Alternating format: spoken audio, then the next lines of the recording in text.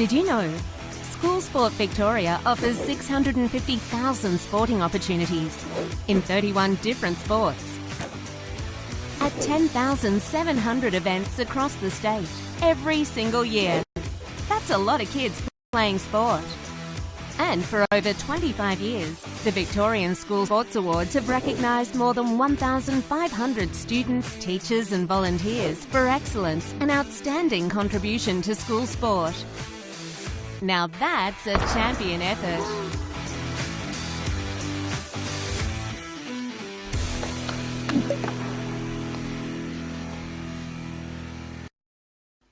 Good afternoon and welcome to the Ask SSV show. We've got the very lovely Jessica Hansen with us. Hey Jess. Hello, how you going? Good, thanks heaps for joining us today. We've got a jam-packed show. We've got so many students that want to join and ask questions, and we've got a bunch of questions that we're going to ask on behalf of students. It seems you've got a pretty big following, which is pretty cool. Oh yeah, well, they must all be legends. Well, you are a legend yourself. You've made several Team Vic teams for swimming in 2009, Pacific School Games in Canberra, 2011 Team Vic in Melbourne, which would have been quite amazing. Your setup for the World Junior Championships, but then even international meets as well.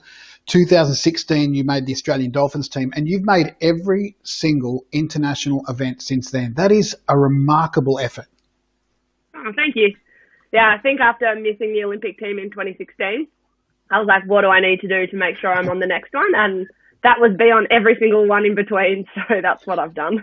Well, we're going to get to all that, and some setbacks and some questions are coming around that. But in 2019 World Long Course Championships silver, you came home with, which was fantastic for the relay. 2018 Pan Pacific Championships again came home with a silver and a gold, which is great. 2018 World Short Course bronze medal, and the 2018 finalist in the Commonwealth Games. How did it feel to compete at a Com Games in front of a home crowd? Well, I'd like to say it was unbelievable, which to some extent it was, having a home Commonwealth Games, but I did not perform to what I would have liked, and so I was almost double as disappointed because I didn't swim as well as what I'd like in front of a home crowd.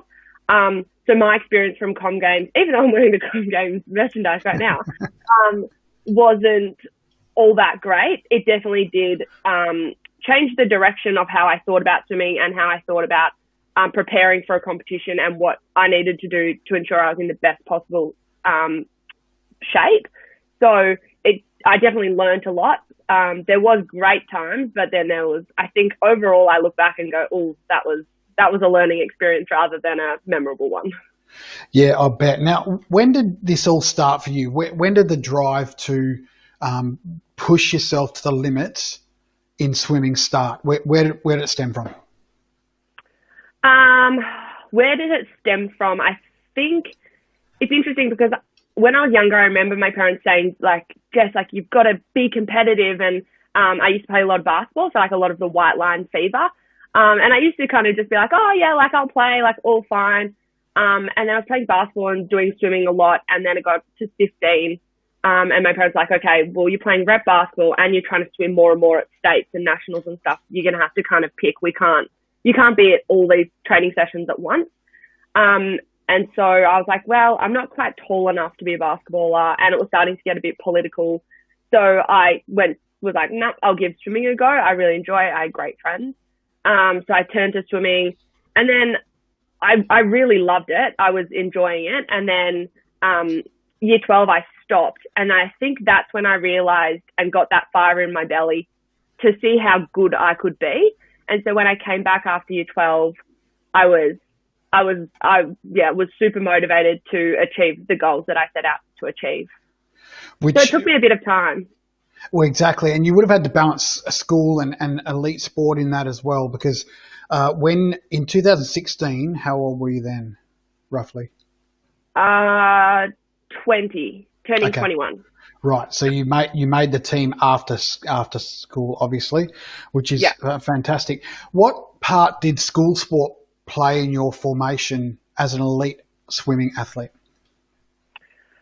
Well, in 2009 at the PSG, that was like my first. They don't have PSG anymore, which you were telling me, but that was like my first international competition, and you had people from the Pacific come and people from New Zealand, and so that was like the first experience I had where I was like, whoa, it's not just my club which is swimming, like, or Victoria, there's people all over the world that are swimming.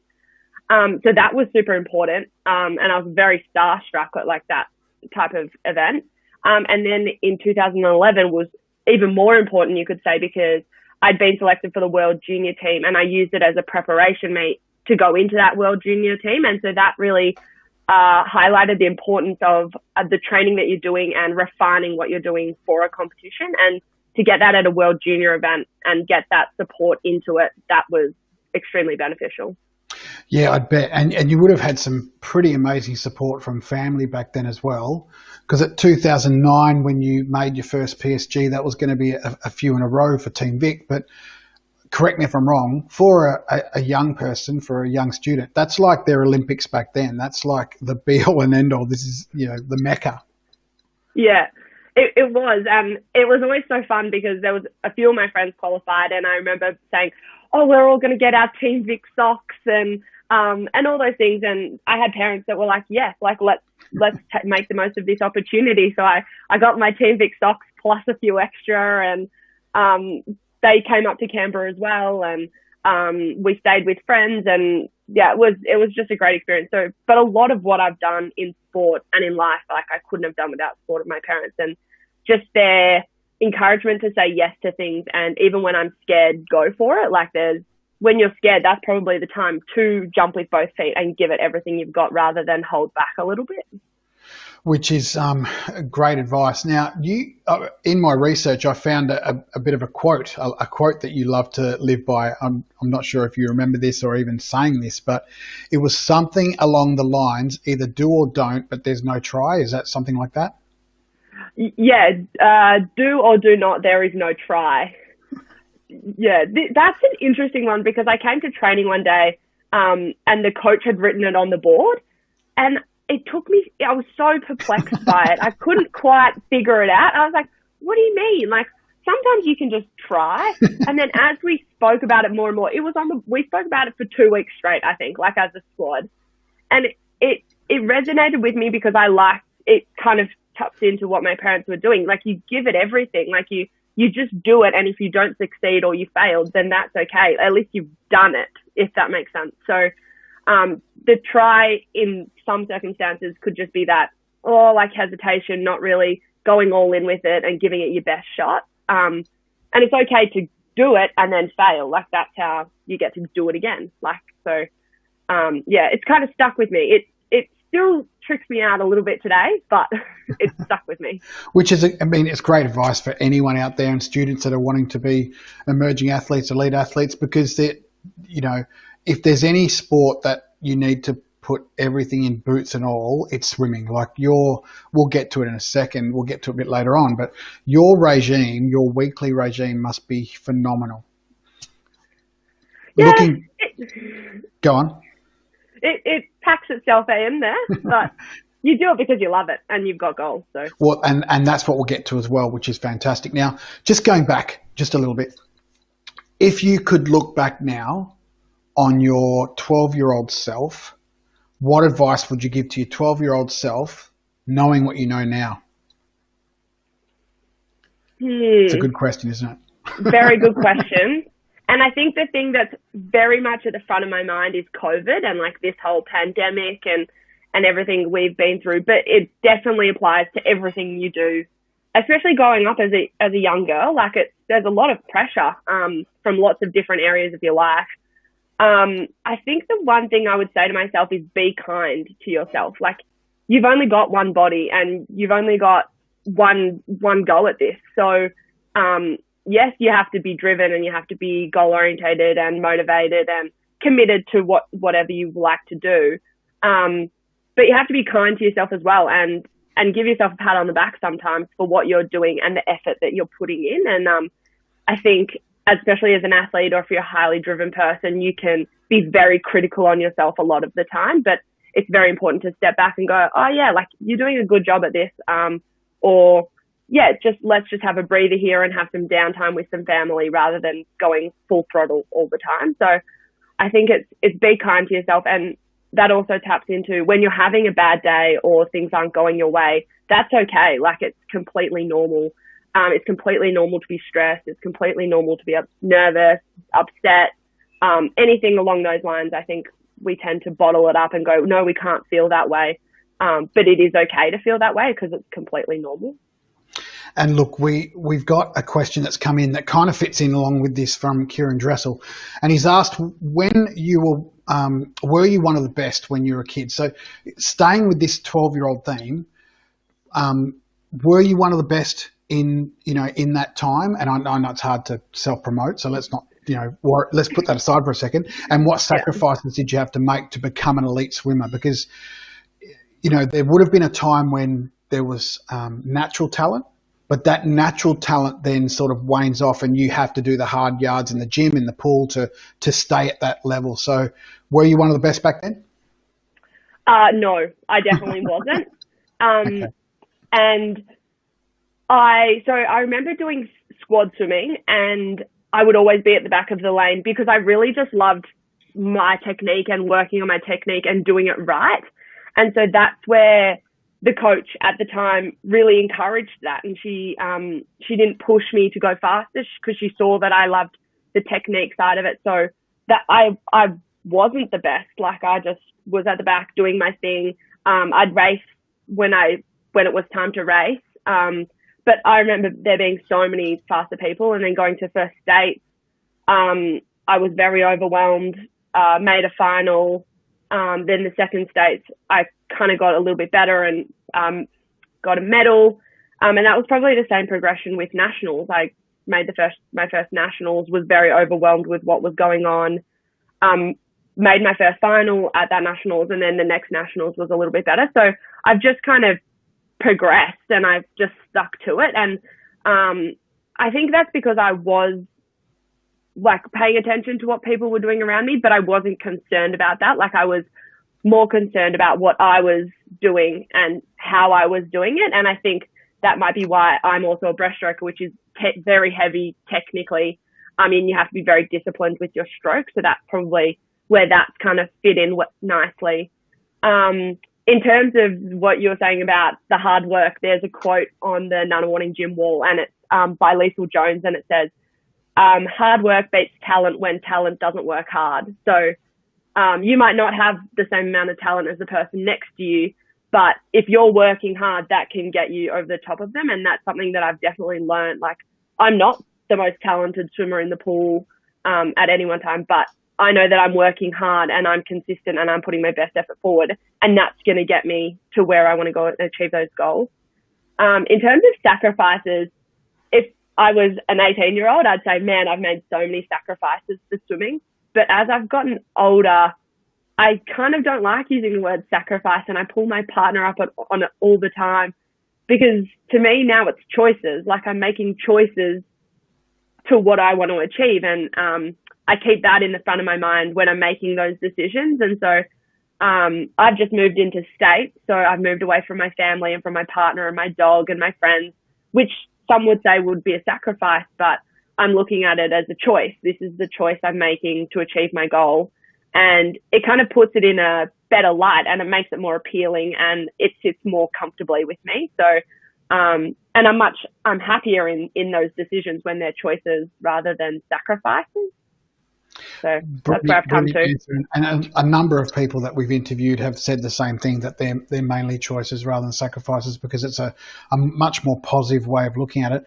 Now, how do you cope with the pressure of donning the green and gold? Because like we said, 2016 to now, you've made every international championship. So hopefully with every championship, you're getting more experience and getting used to it a bit more. But how do you handle the pressure of that? Well, sometimes something's going to come out of nowhere and you're not going to expect it, and that's going to just add a bit more pressure. So I think with international swimming and any international sport, like you don't know where that pressure is going to come from. So you do build your tools and skills to be able to handle that pressure and be comfortable in it. I've had so much support around the psychological elements to swimming, which is massive, and actually high performance sport in general, and performance under pressure. When you are on the team, there's so much support around it. I did this really cool experience with, it's called the GMR program, a gold medal ruddy program, and it was in conjunction with the commandos, so part of the SAS, the Army Reserve, and they took in all these athletes, and we got to work and be amongst them, and it was all about performance under pressure in their environment, which was all like bombs and guns, not real bombs and guns, but like commandos yelling at you, and you couldn't talk, but you had to achieve the task. And so when you were under that stress, how did your body react, and what were you doing to be aware of that and then be better next time? So you get put in those situations, which are so out of your comfort zone, and then you try apply that to other situations which are more in your comfort zone, and then know that you're building the school's skills so that when you step into an uncomfortable situation, you can rely on them a little bit more. And that's what happens, because every international meet is so different. It would be. Now, we've got a special, an invited guest who we've got on, Xander Zafferelli. Xander, how are you, mate? Hi, I'm good, thanks. That's good. Hey, thanks for joining the show today. What do you love about swimming? It's just so fun, competing with everyone and having your teammates to train with you. It's just fun. Pure Excellent. Fun. What's your favourite stroke? What's your pet event? It's going to be free and back, for sure. Free and back, yep. Good job. Now, you've got a question for the lovely Jessica Hansen. Yes. What's your question? My question for you, Jessica, is what training do you do 2 days prior to your competition? Like, do you train a bit more, or do you taper, or like, do you just stop completely? Very good question. And every athlete, like every swimmer, will be very different. And it's definitely changed as I've grown up as well. But 2 days out from a competition, I would say I would swim twice in the day. Okay. I might even do like a really light gym session. So it'll be all body weight, some jumps, some mediball throwdowns, just to keep the body moving. But it's definitely swimming. But my taper typically would start maybe 7 to 10 days out. Okay. So that's when you start to reduce the quantity of that you're swimming, but maintain the quality. So just because you're swimming less doesn't mean you have to swim slower, especially when you're doing some pace work or things like that. Like, it's really important to stay fast, but you're just reducing the amount of it, if that makes sense. Yeah. Thank you. And I think that's okay. The other thing with taper, which is really interesting, is that you're going to feel really bad through taper, and that's a good sign, because that means you've been training. So if you're starting to feel like a bit funky in the water, that's actually okay, because then you can swim faster when you come to racing, which is something people forget, I think. Thank you. Brilliant stuff. Hey, where's just help me out here, Xander. Where is Birralee Primary School? What suburbs near? It's actually in Doncaster. Doncaster, okay. Yeah. Great. Where do you hope to take your swimming one day? Olympics, World Championships, anything. Nice. Well, Jessica's been there and done that, so she's got a lot of tips. So keep watching the show on YouTube, and thanks heaps for joining us, and we hope to see you at another show. Thanks. You too. No worries, mate. Bye. Take care. What a lovely young man. We've got so many that are coming in now. We've got Mackai in a second, but let's get to a question from one of the viewers that's, it's coming on Facebook, but the platform we use only allows comments through YouTube. But this is what Emily Bolcher said. When did you decide that this is what you wanted to do and really set your mind to it? Like, when did you get to a point where swimming was it, but also breaststroke? When did breaststroke become your event? So at my first states, I qualified for a few events, and I really thought I was a backstroker. I really liked the idea that I could breathe the whole time. But little did I know that you actually got a lot of water up your nose. So I didn't like backstroke all that much. And so I was like really into my backstroke events at that meet. And then in the breaststroke, I medaled. And so I was like, oh, like I'm kind of good at breaststroke as well. And I kind of maintained all the strokes throughout my junior swimming, because it's important to be versatile and to do lots of different things, because if you're always coming to a competition and racing breaststroke, it could get a bit boring. So I think breaststroke chose me rather than I chose breaststroke. That's how I like to describe it. It's also got to do with the flexibility and like my feet turn out and I can sometimes stand like a duck. But that's all good for the breaststroke kick. So I'm okay with that. And with setting my mind on swimming, it kind of came in two phases, I think. So the first phase was when I decided that to reduce the amount of basketball I was playing and start doing more swimming. That was probably one phase. And then the second phase was coming out of school. There's a lot going on, especially during year 12. And a lot of people go to rowing and other sports like that. So, and that's when there's a lot of drop off as well, within the swimming community and bubble. So, and a lot of my friends stopped in that time. So that was a really tough decision where I had to sit with myself and make a decision for me rather than what everyone else around me was doing. And at that point, I really realized that there was more I wanted to achieve and there was more I could achieve. Like I knew that I was capable of more. So I committed to it and I stuck with it. And that's now I'm here. Brilliant stuff. Now we've got another special guest who's joining us, Mackai. Have I said your name right? Is that Mackai? Yes, you have, yeah. Awesome. Mackai, you're from Wodonga. Wodonga, correct, yeah. Community College. That's brilliant to have you with us, buddy. How are you? Oh, not too bad. How about you? We're good, thank you. Jess is currently in Canberra, so she's all good. She's at the IAS, but you're in Wodonga. Have you got some restrictions around you, or are you able to sort of do your thing? They've just eased up a little bit, so we can go and see people and all that, but being on the border with all the border restrictions and all that sort of stuff has been a bit difficult. Yeah, well, it's really good of you to join us, not only because you're a swimmer yourself and you love swimming, but also you're from the country and we love having country students on. So what do you love about swimming, buddy? Oh, just the whole lot. It's hard to pick one thing, but if I could, it'd be, since I've been to so many different clubs, meeting all the different people along the way and the friendships you make from it. Brilliant. Now, what's your question for Jessica? My question is, how do you mentally and physically prepare for a major event, such as something international, for example? Yeah, good question. Well, physically, it kind of all comes down to the coach and like the planning and the different training sessions. And I think what comes into that most importantly is consistency. And that's the thing that I hold myself most accountable, is that if I'm going to a session, you're not always going to feel great, but there's always something you can get out of it. So, and having that consistent mindset of always improving and always looking for more, that's how I can physically prepare for a competition. Mentally preparing is an interesting one because there are so many different things that are going on, especially in your mind. And so like it could be about 4 weeks out that you have that anticipation, and then 3 weeks out you could start to get a bit of nerves, and then 2 weeks out you could be excited, and then 1 week out you could be nervous again. So, and it's always changing. Like every preparation is different psychologically, whereas physically it tends to be very similar. So psychologically, I think I talk to a lot of people. I talk to my coach. I make sure he's aware of how I'm feeling, what's going on. I talk to my psychologist where I have a lot of support, and they kind of they make me understand the things that are actually going on in my mind, like the physiological reactions that are actually happening. And then I rely on my friends and my partner and my family, because those things that are going on in your head and in anticipation for a competition, they're completely normal.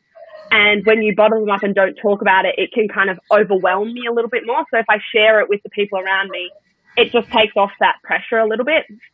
And then at a competition, nerves is probably the big one that everyone faces.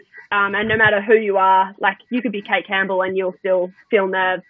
I've felt nervous at every single competition. I actually have time trials this afternoon and I'm already feeling a little bit nervous for them. So I think nerves are very, very normal, and the more that you can accept that and just let them be, that's when you're going to be able to harness them for your performance and enhance your performance rather than inhibit your performance. So you just have to realize that they are going to be there no matter who you are or what you're doing. So they're kind of the two elements that I work on when I'm going into a competition. Good question, though. Okay, thank you. What a great answer too for you, Mackai, because we can do all these things to prepare ourselves in the gym, but there's a mental component that seems to be a little bit less measurable. So great tips here from Jessica. Well done. Yeah. Hey, I think we've got your sister joining us in just a second, so we'll take your. Is that right? Yep. And help me out with her name. Help me out with her name. How do you say her name? Somaiya? Somaiya. Somaiya. Awesome. We'll turn you off. You get set up, and then we'll bring you back on. But thanks for joining us, buddy. We hope to see you in another show. Cheers, guys. Thanks, Mackai. We've got some more questions that are coming in, but Emily Bolch has asked that. I think we haven't got to this one. Kathy Matthews, did you have a key training partner through most of your time in school or even after school? No. I am my own training partner. I've definitely had really good friends that I've swum with, and they could have done other strokes or other events. Now that I'm thinking back about all the people that I've swum with, I'm like, whoa, like I've met some really cool people in my time. It definitely helps when you have another breaststroker around, and can hang out with you at the back of the lane and you can kind of cheer each other on. But I have had some really great ones. So when I moved to Nunawading, I was training with Sammy Marshall, who had gone to the Commonwealth Games and was faster than me. There was also Ellen Gandy and Bindi Hocking and Travis Marnie, Ash Delaney. Like, there was so many Olympians and stuff in that group. And they were the people that I wanted to surround myself with because that's where I wanted to go. So they were all my training partners, I guess, and they all helped me and supported me in a different way. So, and it wasn't that I was necessarily best friends with all the people that I've ever trained with, but you get along with them and you make it work because you can support them in what they're doing and they can support me. So it's always a two-way thing. And I think I have that approach with all my teammates, no matter what event or what stroke that they swim. So. Brilliant. Now we better get to Somaiya, who's joined us now. Somaiya and Mackai, who are brother and sister. I must say, I've never heard of these names. They're actually very lovely names, but I've never heard of them. You must be, do you know anyone else named with your name? No, not at the moment. Very unique, and I can see you've got a pool behind you as well. What's your question here for Jessica?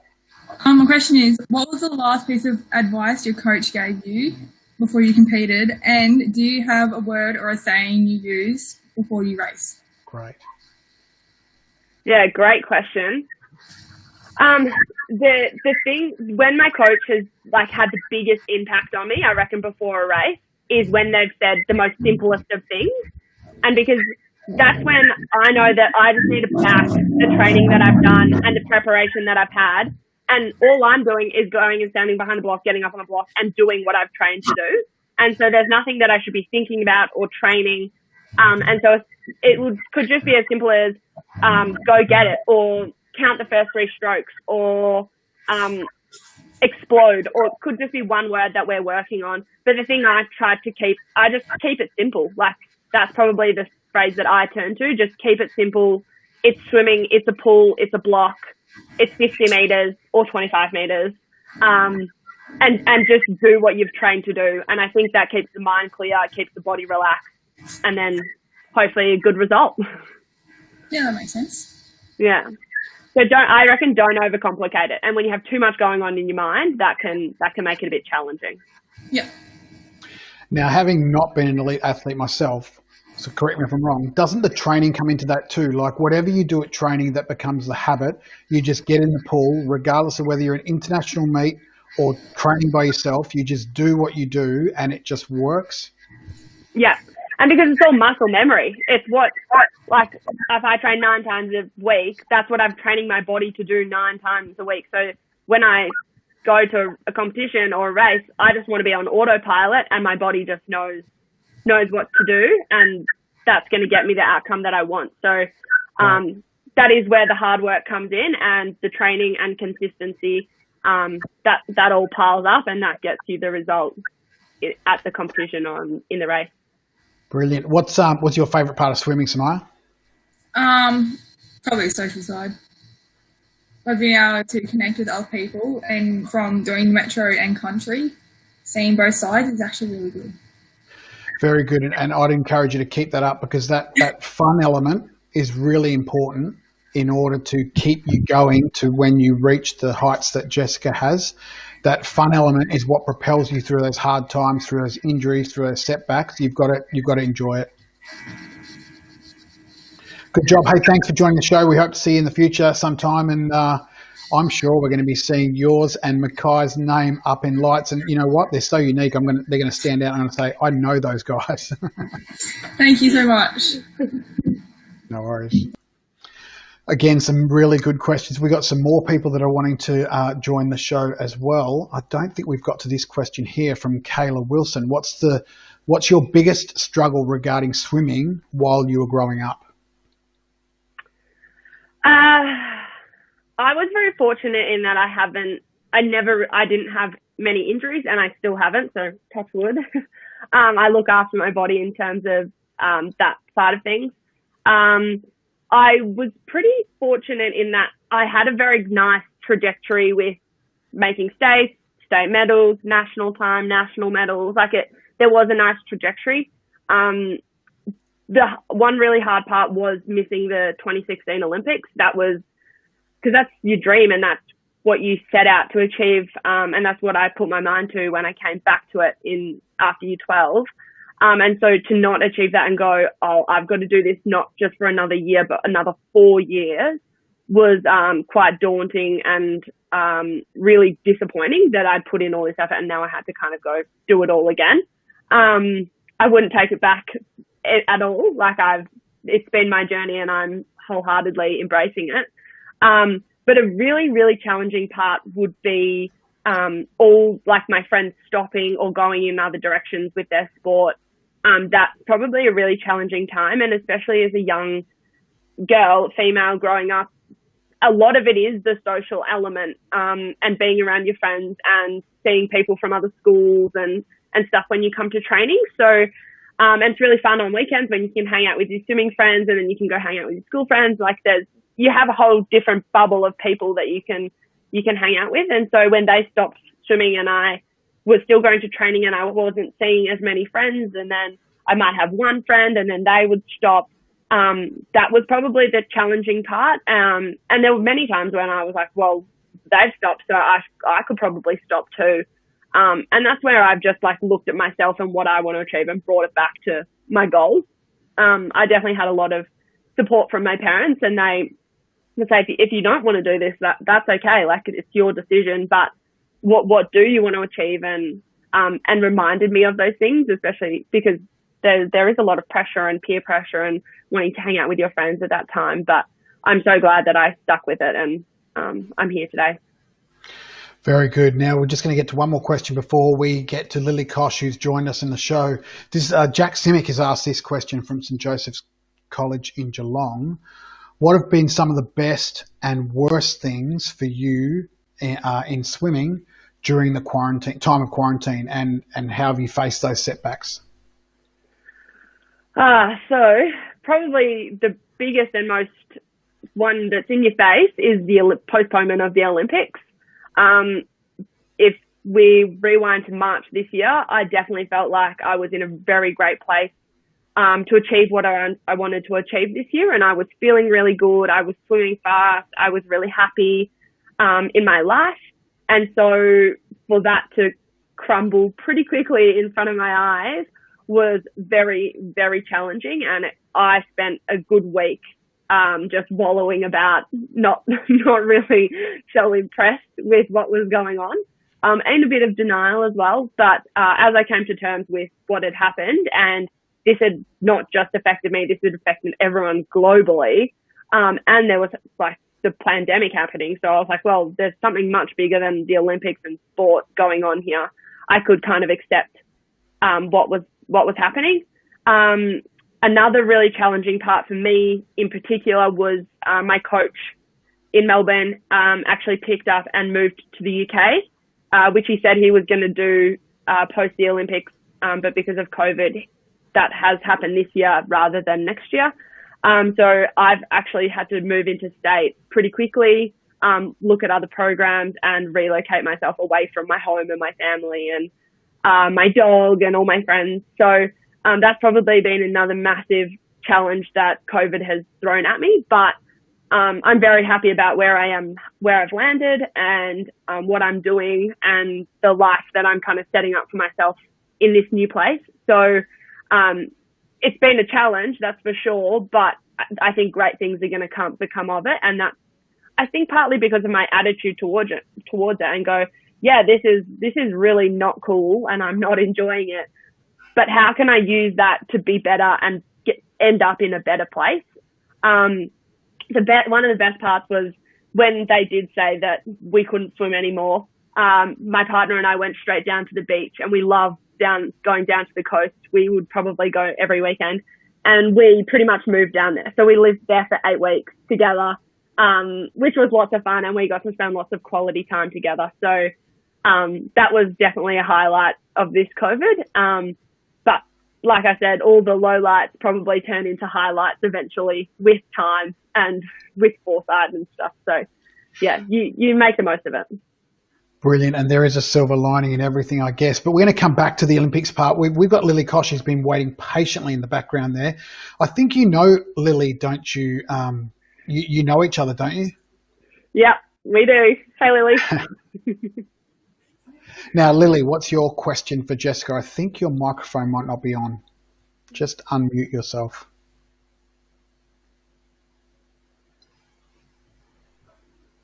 Did that work? Yep, that's it. What was it like being part of the London Roar, the ISL's team last year? Great question. The ISL, and I know you watched it, and I know you had some merchandise yourself. So it was so much fun. I think it's very similar to the School Sport Victoria in that you're part of a team and you're versing other teams. So that team element, which you can kind of lose a little bit in swimming, was definitely at the forefront of everything we did, and getting points for your team, and then all the cheering for your team. One competition, I lost my voice. It was only a 2-day competition, and I screamed for 2 days straight. When I wasn't swimming, I was just screaming. So I think everyone from other countries on my team were like, this person's crazy. And I was just yelling. I think because I was just so excited, and I just loved being in that environment. There were a lot of lights, a lot of sound.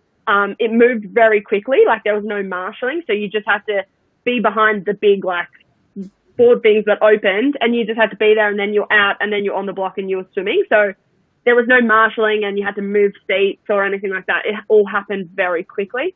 But it was so much fun, and I made so many good friends from all around the world now that it's very hard to talk to them because of time zone, but I know that they're there, and it's a bit disappointing that I've had to pull out of this season of the ISL, but just with all the risks of COVID and travel exemptions, and there's so many moving parts to it, it was too much of a risk to go over to Budapest, which would have been my team this year, because I am now on the Iron team. Well, I was on the Iron team, but not anymore. So, which would have been cool because I would have met a whole group of other new people. So it was so much fun. I hope it's around for a long time so that everyone can experience it. Yeah. Now, Lily, you're a bit of a powerful swimmer yourself, aren't you? You love swimming yourself? I really do, yes. What do you love about it? I like the water, and I like competing, and I really like the social side as well. Excellent. So a lot of you've probably heard Mackai and Somaiya talk about the social side earlier on as well, and the friendships are really cool. Tell me, what is it that, because I know you admire Jess, what is it that you admire most about Jess, without putting you on the spot? Oh no!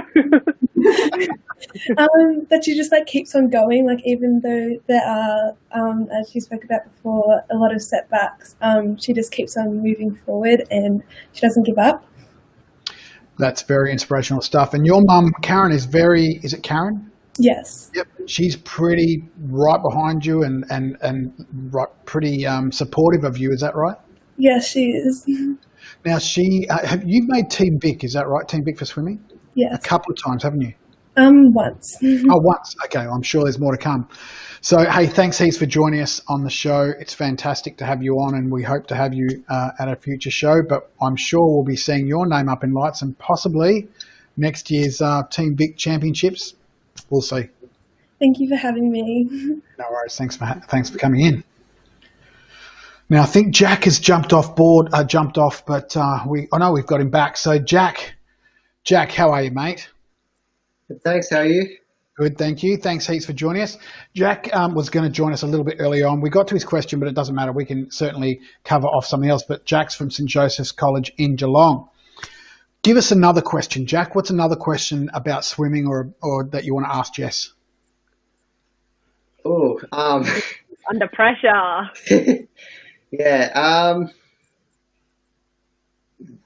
What do you reckon's been like your most favourite race, like that you've ever swum in, whatever competition? My favourite race. Well, I think for one that's like an outcome-based event, and like winning a gold, like everyone always wants to win. The 2000 Pan Pacs in 2018, in the relay we beat America, which is a massive achievement, especially as Australians. So anytime you can beat the Americans is like, yeah, we did. So that was really cool, and also to do it with your teammates and be part of that team environment. But that was really special.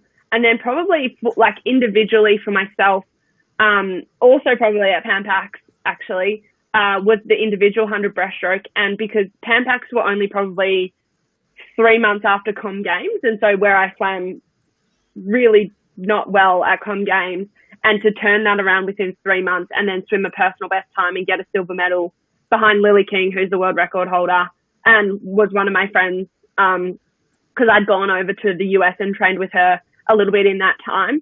So to do that really showed that like it's in your power and it's in your control to turn things around for yourself. Like you are the master of your own ship in a way. Like, and so to know that I could get back up within 3 months rather than 12 months or something, that was really fulfilling for me. And that's probably one of my most memorable moments and probably something I'm extremely proud of. So, but yeah, there are so many races which are so much fun, and you finish and you're like, I want to do that again. And then there are others which are like, that hurt so much, I don't want to do that again. So, you get both sides of it. Like it's not all roses and lollipops, that's for sure.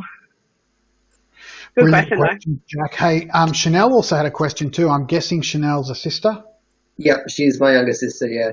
Younger sister, excellent. All right, so she's from Sacred Heart College Geelong. She had a great question, so stay with us while we answer this question or get Jessica to answer this question.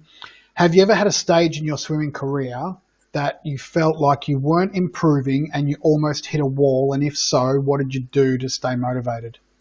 I think this is a question that burns on many young people's lips when that natural talent that I talked about before then transitions into you need to do some hard work. You know, in that transition period, it can be really difficult and kids drop off. So what did you do when you hit a wall?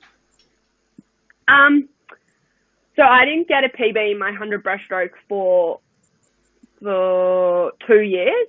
So between 2016 and 2018.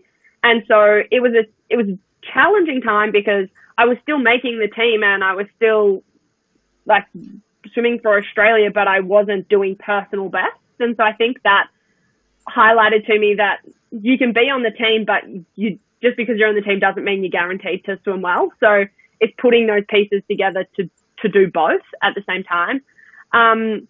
What kept me going was definitely my goals and like what I wanted to achieve. And I think I always knew, and I still do, that I've always got more to give. And because there are so many different moving parts of swimming, like you can work on your skills, you could work on your stroke, you could work on your speed, you could work on your endurance, you can work on the psychological element of it. There is the nutritional element, the recovery. There are so many different things you can work on that I always felt that there was something that I could improve on. And that doesn't necessarily always mean doing more sessions.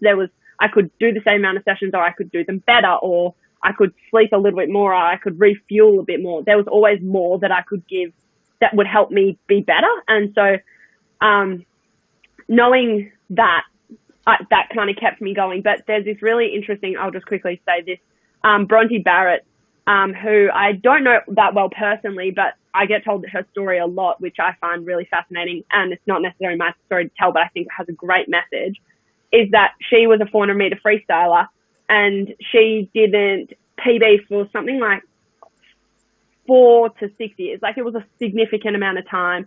And so eventually she got to the point where she was like, okay, I'm not going to train for the 400 because it's just getting too distressing that I'm not improving and I'm not getting a personal best. And she was on the Australian team that whole time.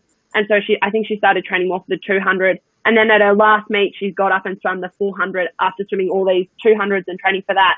And she did a PD in her 400. And I think it really shows that sometimes when you're putting too much pressure on yourself and expecting personal best or expecting to improve, that almost can limit you in a way. Like, you have to take that pressure off yourself and just let the training do its talking, like we spoke about before. So,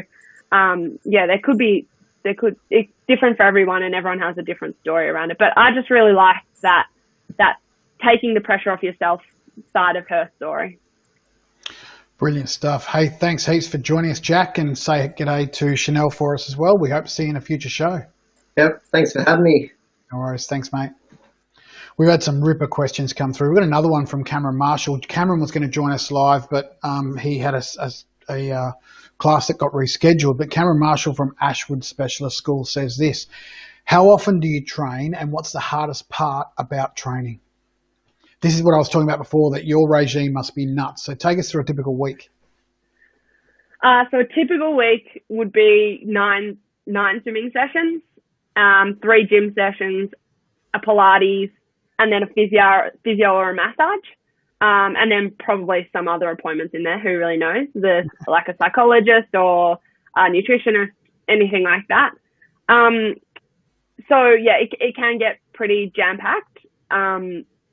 But I think when you understand why you're going and that each session has a different thing that you're working on, that helps to compartmentalize it, and you kind of go session by session or day by day, rather than looking at the whole week and going, oh man, I've got a whole week of all this stuff to do again. It can make Sunday night very not enjoyable. So I definitely just do one thing at a time as best as I can. The hardest part, which is interesting for me, is getting up in the morning. I am not a morning person. I have to set 3 alarms and I just roll out of bed and I'm like, oh, what am I doing? But again, it comes back to what are my goals and what do I want to achieve? And then to do that, I need to go to training. So I go. And then another really hard part for me, which is actually quite concerning maybe, is I really don't like getting wet. But once I'm in the water, I'm fine.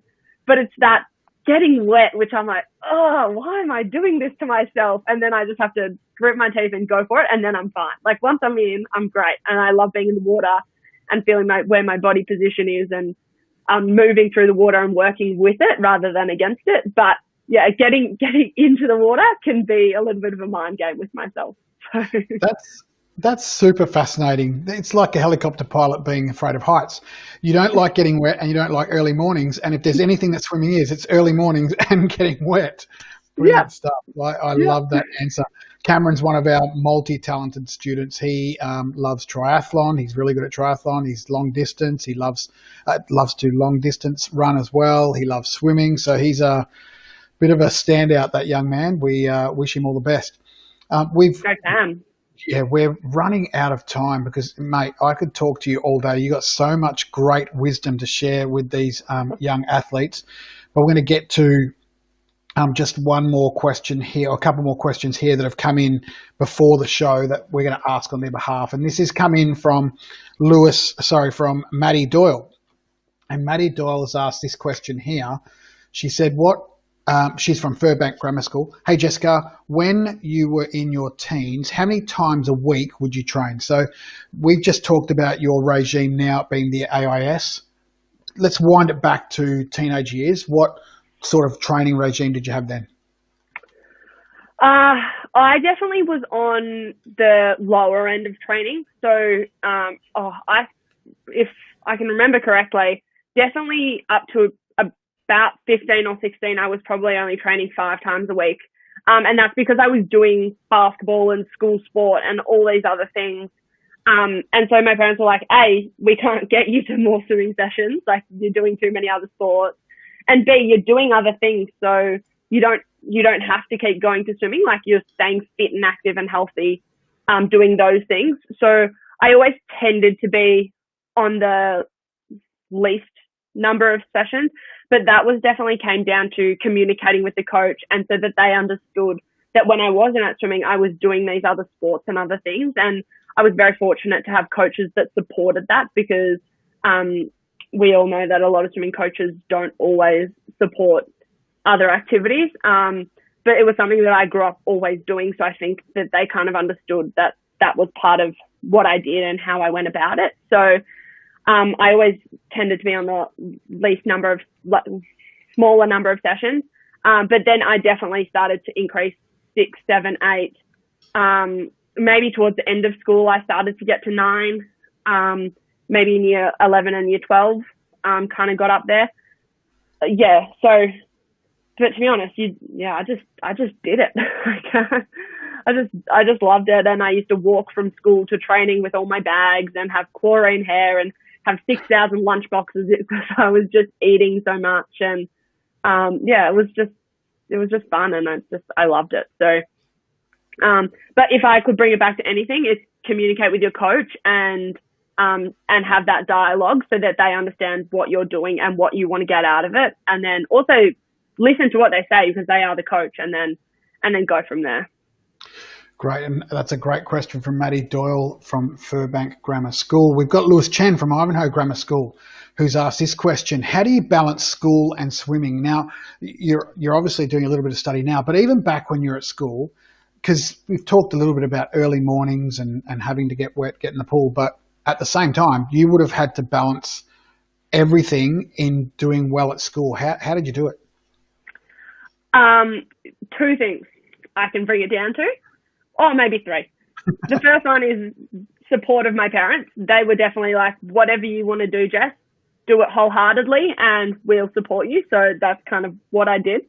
And they put up the structures around so that I could do those things. So they made sure that dinner was ready, and they would help me with my lunch boxes for the next day, and there'd be food in the pantry and stuff like that parents can do, wash my clothes and have towels ready for me. Pick me up after training, all those things. They were like, yep, we can do that. But if you're going to do it, just commit wholeheartedly to it. So the support of my parents was definitely one. The second was communication, and that was communicating with my parents, communicating with coaches, with school teachers, so that everyone understood what was going on and how I was feeling about it. And especially if you came to year 11 and 12, when exams and assessments become a little bit more serious. If I had competitions and stuff on, it was about talking to my teachers early, making sure that they were aware of it, saying, how can we go about it to extend this assessment or change it to a different day, so that it wasn't the day before I was leaving going, oh, I'm actually going away today, can you help me? They would kind of get a bit annoyed about that. So I always tried to give them heaps of warning and communicate with them. And then that was the same thing with my swimming coach. If I had a week with a lot of assessments, I would say early on, like a few weeks in advance, this week is looking very busy. How can we go about it? I know I'm going to be pretty stressed leading into it and during it. And then you put the plans in place early, which are always adaptable. You have to change and be ready to do it. But talking with them early and sharing what you're actually going through is really, really important. And then my parents always knew how I was feeling and what I was doing. And then the third thing is probably the discipline side of it. And I think doing sport, you innately get that because you don't have the same amount of time, especially after school. But like I knew that when it was study time, it was study time because that was the only chance I had to do it. So, and holding myself accountable to that. So I would sometimes like make a weekly plan and I would say, these are my swimming sessions, these are my school things. This is my friend time where I'm going to go see my friends and be social because that's also very important. But these are my study blocks or these are my things that I'm doing in that time. And when I was doing that, that was what I'd allocated time to, and that was what I would do. But like I said, you sometimes have to be adaptable. If I'm really not feeling prepared for a test, sometimes I would change it up and move it around a little bit. So you have to be adaptable, but be disciplined with it. Very good. Now, Kiara Hutchison asked a question, but we kind of got to it earlier with Mackai. How do you mentally prepare yourself and handle the pressure and nerves at an important meet? But we've covered that one, so thanks for sharing that one, Kiara. We'll go back to Mackai's answer with that one. A couple of last questions from me. Regarding the Olympics and moving forward, like Tokyo 2021, fingers crossed, toes crossed, it goes ahead. But where to for you now? What does the future hold? From this point? Well, I'm now in Canberra, so I'm just trying to find my way around Canberra and see where I fit and make some friends, because I didn't really know anyone in Canberra. So what elements can I get that social part in? I've just graduated from uni, so I'm looking for part-time work, which has been good, and that'll give me another element to add to my plate, which I can balance. And it's definitely still swimming is my priority, but how can I add that other thing, which is going to help me in my career after swimming, because I'm not going to be swimming forever. And it's something that I've always also had in the back of my mind, is to have all these things, other things going on in your life, because you don't know when you're going to be forced to stop, or you could wake up tomorrow and not be able to swim, which is exactly what happened in COVID. Or you could have an injury, or you could have non-selection. There are so many different things that could happen, and you might not be able to swim. So where is your identity outside of being a swimmer and being an athlete? That's really important to me. So that's why I'm trying to establish these things outside of my life. So that's probably my big challenge for the next few months, is trying to do that. Other than that, I'm pretty much, my eyes are set on Tokyo 2021 and the things I want to achieve there. But post that, who knows? Like, I'll see where it takes me. I think COVID has definitely allowed me to be a little bit more agile and a little bit more spontaneous, even though that's definitely not in my nature to be that spontaneous. But to think about decisions and be open to making the scary decisions, that's really opened my eyes through this whole COVID process. And so I'm a little bit more open to who knows what's going to happen, rather than being really planned and structured. So that's what's next. Very probably. true, very true. Who knows what's going to happen? We just don't know. And 2020 certainly hasn't turned out the way we thought it would. But we got one last question, one late question from Tori English that I want to get to. She's one of our standout, legendary multi-class athletes. We love it a bit. But with the social factors of competitions, what has been the hardest thing that you've had to push through? In terms of the social factors. And let me hone it for you a little bit. Let's talk social media, because social media is a really big factor in life, and there's a school of thought that we shouldn't have, and there's a school of thought that it's okay, kind of thing. But have you ever had to deal with the mental pressures of, people saying things, trolls saying things on social media, or that kind of thing?